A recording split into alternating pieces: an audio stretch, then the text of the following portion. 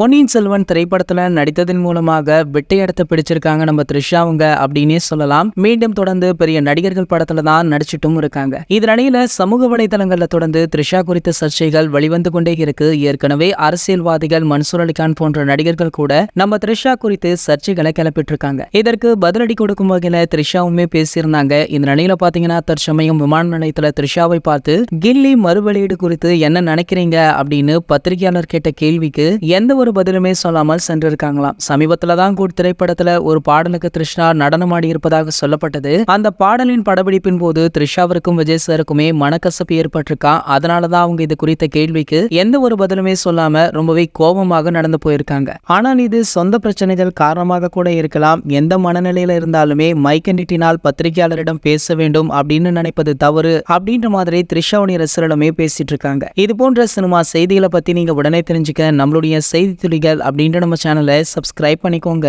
மேலும் பக்கத்தில் உள்ள பெல் ஐகானை கிளிக் பண்ணிட்டீங்கன்னா நீங்க நம்ம வீடியோவை மிஸ் பண்ணாம பார்க்கலாம்.